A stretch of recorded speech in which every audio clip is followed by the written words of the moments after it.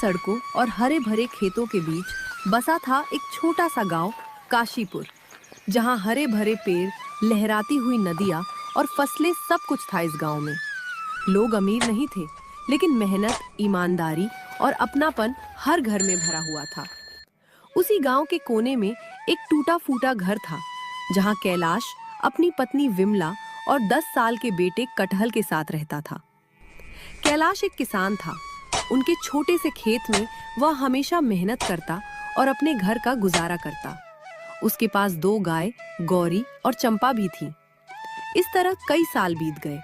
कटहल अब बड़ा हो गया था।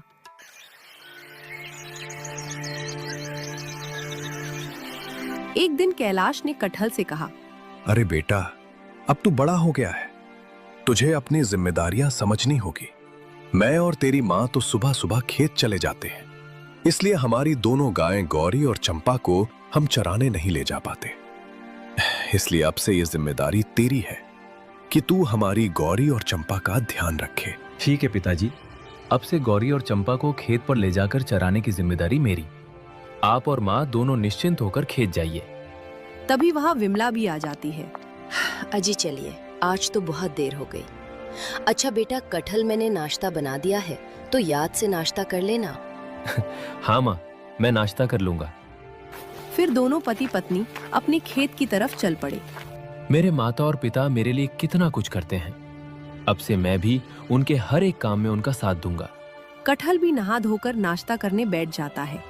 नाश्ता करने के बाद वह अपने दोनों गाय गौरी और चंपा के पास गया और बोला, अरे कैसी हो गौरी और चंपा, आज से तुम दोनों की जिम्मेदारी हमारी। चलो, आज तुम्हें चराने ले चलना है। फिर कटहल अपने दोनों गाय गौरी और चंपा को चराने ले जाता है। अरे सुनो गौरी और चंपा, आज तुम दोनों आराम से घास खाना, क्योंकि हमें नदी के किनारे जाना है। तुम्हें तो पता ही है कि मुझे नदी कितनी पसंद है। कटहल गौरी और चंपा को खेत में चरने के लिए छोड़ देता है और खुद एक पेड़ के नीचे आराम करने लगता है। वाह भाई, गाय चराना भी कितना आसान काम है। बस छोड़ दो, खेत में खुद ही सारा घास खा लेती है। जब तक ये दोनों घास खा रही है, तब तक मैं नदी के किनारे घूमने चला जाता हूँ। अरे गौरी और चंपा, हम जा रहे हैं नदी के किनारे। तुम दोनों यही आराम से घास खाओ, ठीक है? हम जल्दी आ जाएंगे। इतना कहकर कटहल नदी की तरफ चल पड़ा।